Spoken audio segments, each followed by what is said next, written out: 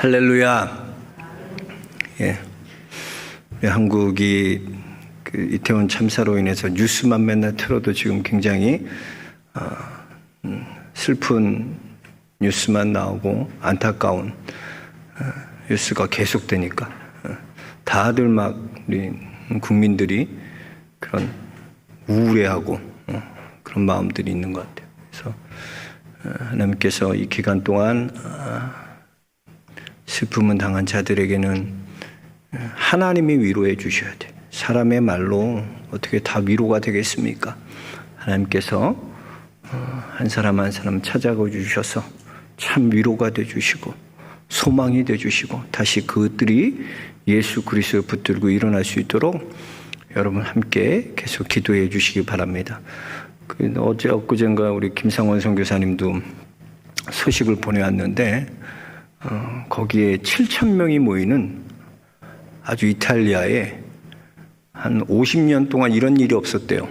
그런 전도 집회가 열렸어요.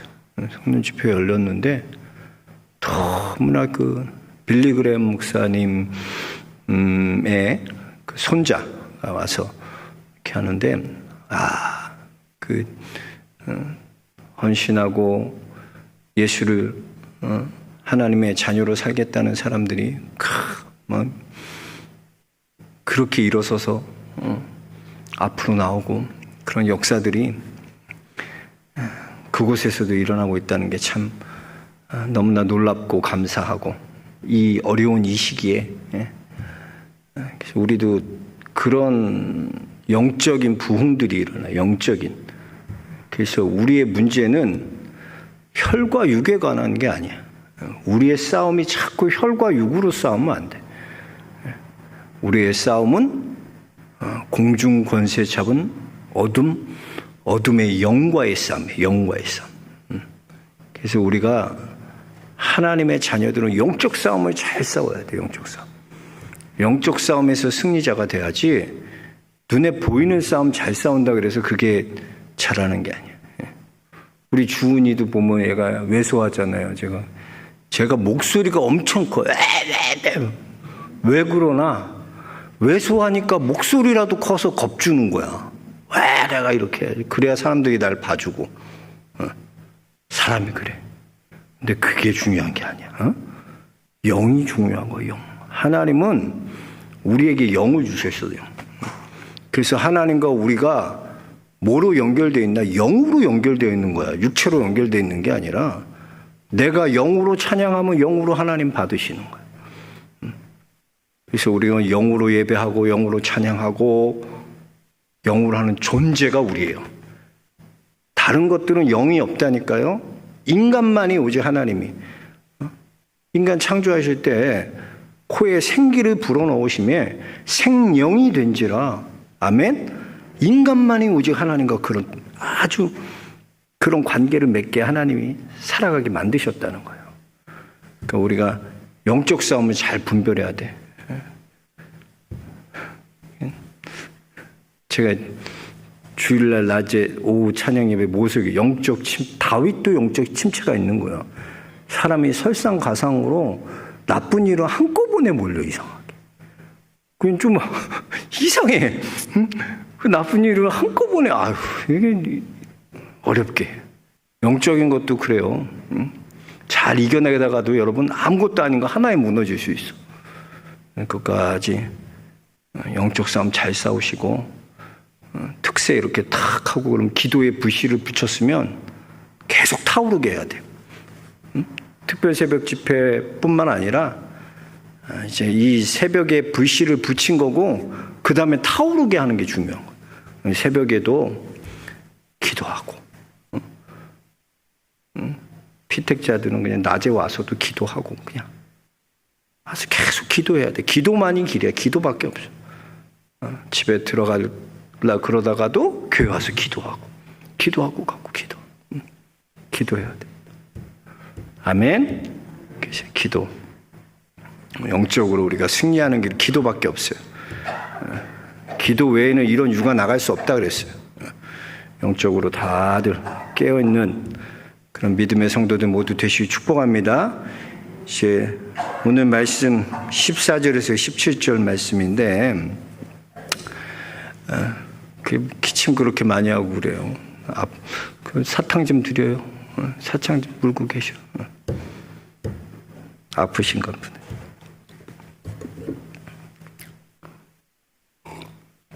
우리가 인생 살아갈 때 우리 수많은 관계를 맺고 살아가잖아요. 그죠? 그래서 사람이라는 것은 홀로 살 수 없잖아요. 그렇죠? 다 그래서 한자로 보면 사람인자가 뭐예요? 서로 기대어 있는 거예요. 즉 사람은 혼자 살 수 없어요. 기대고 사는 존재예요. 관계를 맺고 살아가는 게 사람이다라는 것이죠. 그래서 우리는 다 다른 사람과 관계를 맺고 살아갑니다. 사실 제일 힘든 문제가 뭐야? 인간관계가 제일 힘들어. 우리 뭐든지 제일 힘든 게 관계 문제. 회사 가면 직장 상사 간의 관계, 집에서는 자녀들과 남편과의 관계, 교회 오면 또 성도 간의 관계. 이 관계가 참 쉽지 않다는 거죠. 우리가 이렇게 관계를 맺으며 살아갈 때 중요한 게 뭐냐? 이 관계를 잘 맺기 위해 필요한 게 뭐냐? 바로 소통하는 거와 설득하는 게 필요해요. 관계는 소통이에요. 얘기가 돼야지. 우리 지난 시간에도 배웠잖아요. 아비가일이 나발에게 가서 얘기하지 않는다니까. 야, 저기 다윗한테 그렇게 하면 어떡하냐? 다윗 빨리 착을 해서 음식 줘야 돼. 이런 얘기 나발한테 안 해요. 왜? 소통이 안 되는 사람 갖고 자꾸 소통하려고 그러면 되겠어? 관계는 뭐예요? 소통을 잘해야 돼, 소통. 그래서 너랑 나랑 좀 말이 되네. 얘기가 되네, 우리가. 이런 사람이랑 어울리지. 가만 보세요, 여러분. 저 사람이랑 얘기하면 말귀를 못 알아먹어. 말이 안 돼. 그런 사람이랑 여러분 어울려요? 어렵다니까. 그런 사람 대하기가 진짜 어려워. 뭔 얘기하면 오해하고, 뭔 얘기하면 못 받아들이고, 뭔 얘기하면 하면 하고 딱 알아야 되는데 이 소통이 안 되는 거예요. 인간관계 그렇잖아요. 소통이 얼마나 중요합니까? 또 중요한 건 뭐냐? 설득하는 거예요. 설득하는 거. 우리 인생은 다 설득이에요. 어떻게 하면 남편과의 관계도 설득하는 거고. 오늘 설교도 마찬가지야. 말씀으로 설득되는 거예요. 설득되는 시간. 그래서 말씀 듣는 시간은 내가 말씀에 전적으로 설득되어지는 시간이다 그래요. 그래서 설득의 심리학이라는 책을 쓴 이 로버트 치알디니, 로버트 치알디니, 이름도 어려워. 로버트 치알디니. 라는 이 교수님이 계세요. 이 교수님이 애리조나 주립대 이제 심리학 교수님인데, 석좌 교수님이신데, 이분이 이제 인간 관계에 대해서 굉장히 관심이 있고, 어떻게 하면 사람을 설득할 수 있는 거야. 설득하는 삶을 살고 어떻게 하면 설득할까? 이거를 굉장히 많이 연구하신 분이에요. 그래서 이분이 세이지맨 중에서 설득 잘하는 사람 만나고, 잘하는 사람들만 만나고, 또 정치가들 중에서 설득 잘하는 분들 있죠. 그런 분들을 만나고, 또 교회에서 목사님 중에서도 설득 잘하는, 설득 잘하는 목사님. 이런 분들을 수천 명 만났대요. 그래서 쓴 책이 뭐냐? 설득의 심리학이라는 책이 그래서 나오게 됐다는 거예요. 근데 그분이 말하는 이 설득의 심리학 중에서 제일 중요한 그 요지가 뭐냐? 한마디로 딱 말하자면 그거예요. 설득하는데 뭐가 중요하냐? 제일 중요한 건 바로 감동하는 거예요. 감동을 줘야 된다는 거예요. 감동할 때 설득된다는 거예요. 그래서 감동하면요, 사람들이 설득받아요. 감동하면. 그 사람이 그잖아요. 어느 날 집에 갔는데 남편이 그냥 청소를 다 해놓으시고 내가 좋아하는 파스타를 다 만들어 놓고 앞치마를 탁 하고 계시면서 공주님 어서 들어오십시오. 탁 들어와서 그래 봐. 아내가 어떻게 있어? 감동하잖아, 감동. 그건 또 잊을 수 없어. 여자들은 감동을 먹고 살아요.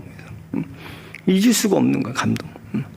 사람이 감동하기 위해서는 우리가 희생하고 말로만 하는 감동은 오래 못 가요. 애들 맨날 와서 아빠 사랑해, 아빠 사랑해. 말은 사랑한다고 하지 하는 행동은 사랑하지 않는 거야. 감동이 안 되잖아요. 정말 우리가 감동하려면 뭐예요? 희생하고 섬기고 헌신하고 이런 행동에서 나오는 것이죠. 그래서 감동하면 사람이 설득받게 돼 있어요.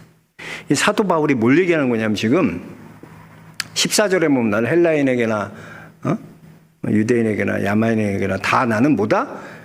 빚진 자라는 거예요. 빚진 자. 사도 바울이 무슨 빚을 지고 다녔나?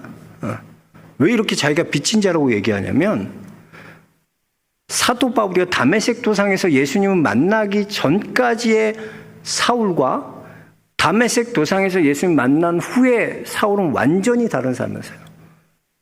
다메섹 도상에서 예수님 만나기 전까지 그는 어떤 사람이에요? 예수 그리스도의 도를 전하는 자들을 박해하고 핍박하고 폭행하는 그런 자였어요. 난 그런 자였어요. 그런데 그가 이제 예수 그리스도를 만남을 통해서 어떠나 복음의 메인자가 되고요.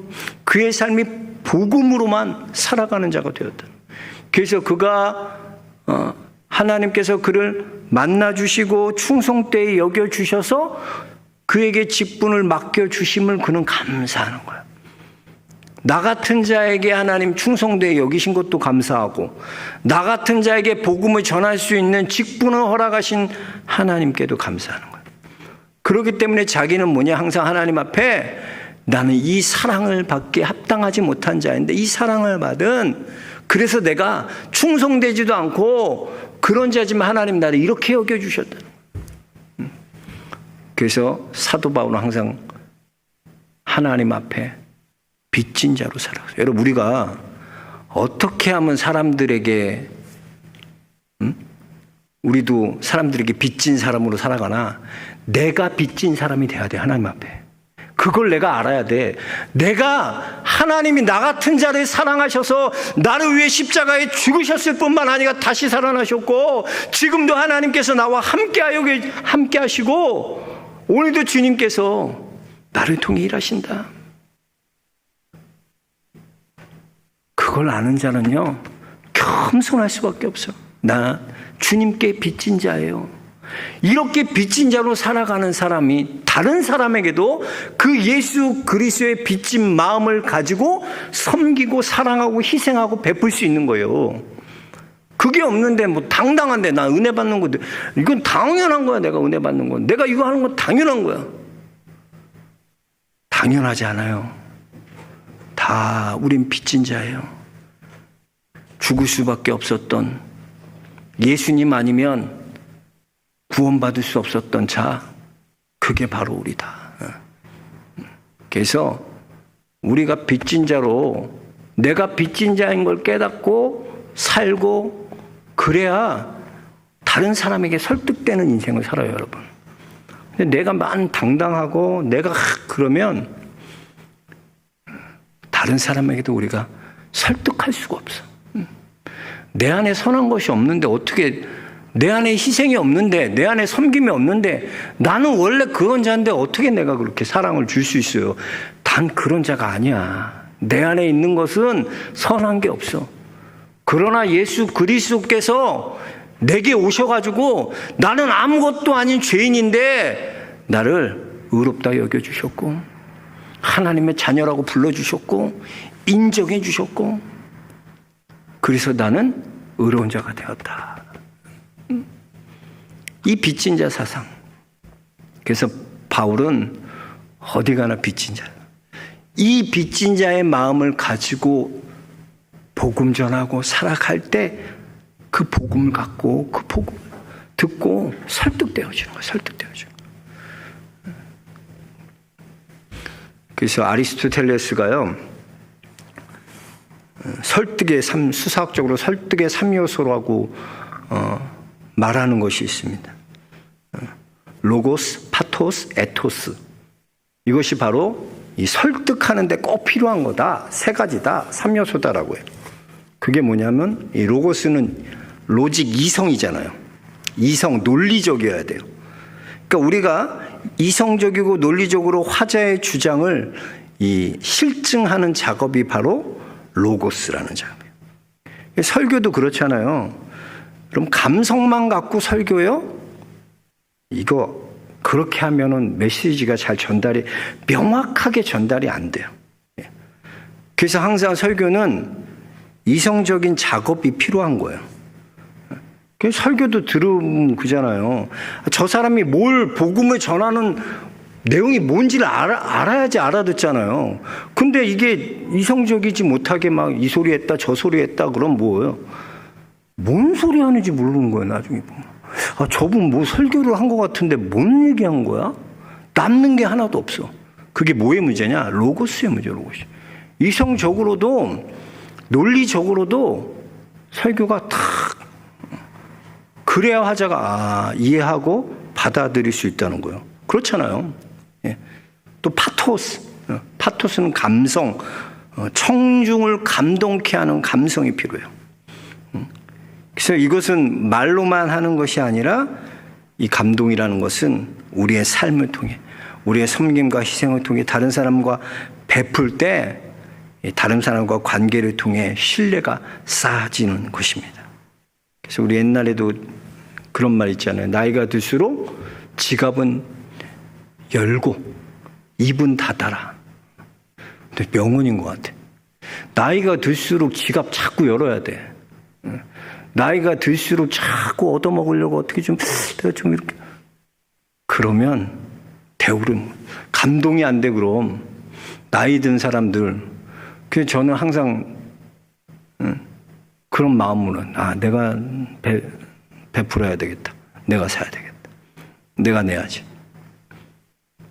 그래야지 감동이 있는 거예요. 응? 그래서 여러분, 항상 좀 옆에 사람들 감동 좀 시켜봐. 그래서 오늘도 좀 내가 커피 살게, 밥 살게. 응? 구역장한테도 구역장님 내가 오늘은 좀 커피 좀 살게요. 맨날 의도만 먹지 말고 구역장이 무슨 죄야. 맨날 내라고 구역장만. 좀 내가 이거 살게요. 구역장님 오늘 내가 낼게. 좀 이러고 하라고 맨날. 그래야 감동이 되는 거야. 감동이. 아멘? 감동 필요하다. 그 설득 그래야 감동이 돼요. 그리고 에토스라는 건 뭡니까? 인격이 한마디로 말하면 인격이에요. 그러니까 똑같은 사람이 똑같은 말을 가지고요. 이 사람이 얘기하는 거랑 이 사람이 얘기하는 거랑 완전히 다르게 받아들여요. 그게 신기하지 않아요, 여러분? 똑같은 말을 하는데도 누가 하느냐에 따라 그 말이 이거 정말 믿겨지네. 또 누가 하니까 아유 너는 콩으로 매주를 쓴다 그래도 난 네 말은 못 믿겠다. 이런 사람도 있어. 뭐의 차이야? 뭐의 차이? 말의 차이예요? 아니요, 그 사람의 인격의 차이야. 인격. 인품의 차이야. 성품의 차이. 그 에토스는 인격의 인격. 그게 설득한다는 거. 설득. 그렇잖아요. 우리가 들어보면 그렇게 로고스나 파토스나 에토스나 우리가 정말 남을 설득하고 하기 위해서 이런 것들이 필요하다고 생각해요. 근데 여러분 이렇게 설득하기 위해서는 여러 가지 것들이 요소가 필요하지만 그 중에서 가장 중요한 게 뭐냐면 설득하기 위해서는 능력이 필요해요. 능력이 없으면 안 돼. 오늘 16절에 보면 복음은 모든 믿는 자에게 구원을 주시는 하나님의 뭐가 된다? 능력이 된다. 능력. 복음은 모든 믿는 자에게 하나님의 구원을 주시는 하나님의 능력이 된다. 복음에는요, 모든 믿는 자가 구원을 주시는 하나님의 능력이 있습니다. 우리는 이 복음의 능력이 중요한 거야. 능력이 중요한 거야. 이 능력을 바로 알아야 돼요. 그래서 이 능력을 내가 바로 내 삶 가운데 누리고 맛보고 살아야 돼요. 그런 거예요, 여러분. 병원 가잖아요, 병원. 자, 한번 여러분 초이스해 보세요. 어떤 병원은 아주 기계가 요즘 최신식으로 갖고 인테리어도 최고로 예쁘게 해놨고 그 병원 가면 환자한테 너무 친절해. 간호사가 너무 친절하고 상냥하고 갈 때 그 사탕도 주고 막 그 젤리도 주고 그런데요. 근데 거기만 가면 병이 안 나. 맨날 그 병원 맨날 다니는데도 안 나고. 근데 어떤 병원은요, 가면 되게 불친절해, 가면. 그리고 인테리어도 형편없어. 근데 그 의사가 치료만 하면 깨끗하게 나. 야, 그럼 여러분 어느 병원 갈 거예요? 네, 그죠? 낫는 병원 가야지. 아유, 우리 김갑도 권사님 아주 많이 잘하네. 낫는 병원 간다, 낫는 병원 가요. 그게 뭐예요? 능력 있는 거예요. 의사가 능력 있는 의사야. 복음도 마찬가지예요. 복음에는 뭐가 있냐? 우리 모든 믿는 자에게 구원을 주시는 하나님의 능력이 복음에 있다는 거예요. 자, 그렇다면 우리가 오늘 한 3가지 정도, 이 하나님의 구원, 모든 믿는 자에게, 이 복음은 모든 믿는 자에게 구원을 주시는 하나님의 능력인데, 그렇다면 이 구원, 능력, 그게 구원인데 그 구원이 뭐냐는 거죠. 구체적으로 한 3가지 정도 한번 좀 신학적으로 이 구원에 대해서 우리가 좀 생각해 보면서, 시간이 벌써 이렇게 됐네. 그래도 3가지 한번 이 구원에 대해서 한번 얘기해 보겠습니다. 자, 여기서 말하는 복음의 능력, 그 능력이 뭐냐? 구원인데, 모든 믿는 자에게 구원받는 그 구원인데, 그럼 그 구원이라는 게 여러분 무엇입니까? 여러분 구원이라는 건요, 과거적이고 현재적이고 미래적인 모든 것들을 뜻을 포함하고 있다는 걸 여러분 먼저 구원이라는 말에 딱 가질 때 그걸 인식해야 돼요. 그러니까 우리가 구원 얘기하면 보통 뭐 얘기해요? 구원받았다 그럼 뭐예요? 아, 나 이제 죽어서 천국 가는 거야. 그거 얘기하잖아요. 그렇지 않아요? 그럼 구원받았다는 게 뭐야? 아, 나 죽어서 이제 천국 갈 수 있습니다. 맨날 목사님도 물어봐요. 구원 받았습니까? 아멘, 받았어요. 그럼 당장 죽어도 천국 갈 수 있어요? 네, 천국 갈 수 있어요. 그게 구원이라고. 죽어서 가는 미래적인 그런 구원만을 얘기하는 게 아니라는 거죠. 여기서 말하는 구원이라는 것은 뭐냐? 이미 예수 그리스도를 나의 구주로 믿는 순간, 내 입으로, 그죠? 예수가 그리스도임을, 예수가 주라고 이렇게 시인하는 것은요, 예수의 영이 아니면 시인할 자가 없어요. 예수님을 나의 구주. 그러니까 우리가 예수 그리스도가 나의 구주입니다, 나는 예수님을 믿습니다 고백하는 그 순간, 내가 마음으로 믿고 내가 입으로 고백하는 그 순간 구원의 역사가 이루어져요. 왜? 예수님 믿으면 구원받는 거야. 근데 그 구원은 뭐냐? 하나님께서 이제 우리를 죄에서 구원해 주셔서 너는 하나님의 자녀가 되었다, 거룩한 나의 백성이 되었다라고 칭의해 주시는 거야. 하나님께서 어떻게 해주시냐? 우리가 이렇게 하면 그렇잖아요. 예수 믿으면, 그러잖아. 그 로마서에 보면, 마음으로 믿어 의에 이르고 입으로 시인하여 구원에 이른다 그랬어요. 우리가 그러면 예수님은 나의 구주로 믿고 입으로 시인할 때 구원이 임해요. 아멘? 믿어요? 구원이 임하는 거야. 믿으면 구원이 임해요. 근데 그 구원은 뭐예요? 우리가 하나님의, 이제는 죄의 자녀였던 이제 너희가 이제 하나님 자녀 된 거야, 너는. 라고 하나님이 인정해 주신 거야. 칭의, 너는 나의 백성이다, 나의 거룩한 자다, 하나님이 인정해 주신 구원이에요. 자, 그런데 여러분 그것만 있어요, 우리가요? 아니잖아요. 이렇게 칭의를 받았지만 우리의 인생이라는 건 어때요? 살면서 얼마나 시험을 만나고 어려움을 만나고 고난을 만나고 유혹을 만나고 우리 인생이 쉽지가 않잖아요. 그렇죠? 우리 영적 전쟁은 끊임없이 이 땅 가운데 사는 날 동안 끊임없이 우리는 영적 전쟁을 싸워요. 그렇잖아요. 끊임없이 영적 전쟁을 싸우잖아요. 여러분이 예수를 구주로 믿는 순간 여러분 구원 받았어요. 그런데 이 땅 가운데서 살아갈 때 여러 가지 시험과 유혹과 고난과 싸워야 돼요. 근데 그 싸우는 모든 과정이 어떤 거냐면 내가 예수 그리스도에 닮아가는 성화의 모습으로 나타나요. 여러분이 영적인 싸움을 싸울 때, 영적으로 어둠의 권세와 싸울 때 여러분이 조금씩 예수님 닮아가는 모습으로 바뀌어가게 된다. 그걸 뭐라 그러나 신학적으로 성화라는 거예요. 그 구원은 뭐냐? 점점 우리가 성화되어져 가는 거야. 그래서 여러분 예수님 믿었을 때랑 바로 믿었을 때랑 또 지금이랑 여러분의 모습이랑 달라야 돼. 점점점 여러분의 모습이 뭐예요? 예수 그리스도의 닮음, 성화되어지는 모습이 있어야 돼. 그게 구원의 능력이라는 거예요. 그 여러분이 정말 하나님을 믿고 살면 이 모습이 나타난다는 거예요. 이 구원의 모습이 나타나는 거예요. 그게 뭐냐?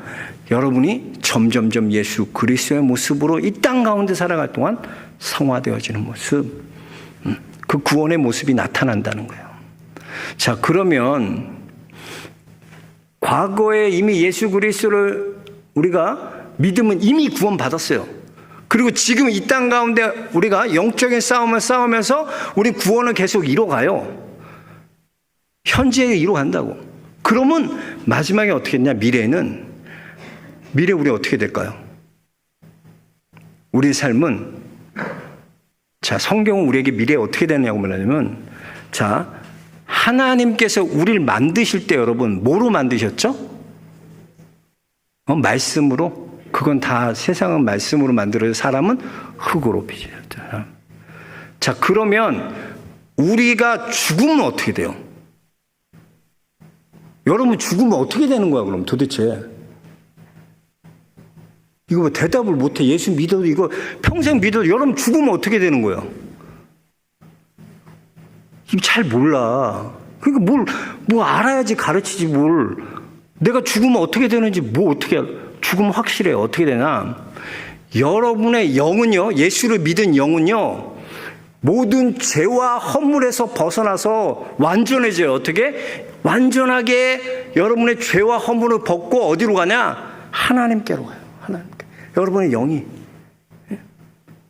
그래서 이 땅 가운데 우리의 죽음 먼저 우리의 영이 하나님께 가는 거예요. 그리고 그러면 우리의 육체는 어떻게 돼요? 예? 이 땅에 그대로 있잖아요. 그잖아. 화장을 하든 뭘 하든 뿌리든 뭘 하든 여기 있잖아, 육체가. 그럼 이건 어떻게 되냐는 거야. 예? 그 성경 데살로니가전서 읽어야지. 성경에 뭐라 그러나? 우리의 육체는 이렇게 남겨졌는데 그건 어떻게 되냐? 예수님께서 재림하실 때 이 땅에 다시 오실 때 천사가 나팔을 불 때 죽은 자들이 우리 육신이 살아나는데 그 육신은 뭐냐? 예전에 우리가 입고 있었던 그 육신이 아니라는 거야.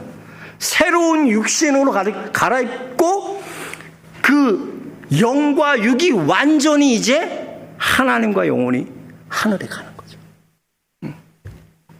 그 과정이 뭐냐? 영화, 신학에서는, 신학용어로 영화라 그래요. 그래서 우리는 칭의와 칭의, 중생 칭의, 그리고 성화, 영화라는 과정이 있어요. 그래서 그 구원은 뭐냐? 내가 미래에 우리는 우리의 육신이 죽으면 영이 하나님께로 갈 겁니다. 영원히 하나님과 함께 사는. 그리고 다윗이 그러잖아요. 내 평생의 주의 인자하심과 자비하심이 대대에 이르느니까? 그 뭐냐? 응? 내가 아버지 집에 하여튼 영원히 살리로라 그러자. 나의 그 6절 말씀 뭐지? 이거 또 모르니까 또 갑자기 기억이 안 나네. 그 시편 23편 6절이 뭐예요? 6절. 주의 선하심과 인자하심이 반드시 나를 따르리니 내가 아버지 집에 영원히 살. 그죠? 맞아요? 아니요. 찾아봐야지. 다시 읽고. 맞잖아. 내 평생의 선하심과 인자하심이 반드시 나를 따르리니 내가 여호와의 집에 영원히 살리로다. 자, 보세요. 내 평생에 뭐가 따라요? 주의 함께 하심. 그 구원의 하심. 그래서 우리가 인자하심과 주의 자비하심이 따라갖고 우리가 어떻게 되나? 성화되어져 가는 거예요. 구원은. 그러니까 우리가 이 성화되어지는 것은 여러분 어떻게 차이가 나냐면 쉽게 얘기하면 이거예요. 그 여러분 안에, 내 안에 예수 그리스도를 얼마나 담고 있느냐에 따라 내 모습이 달라져.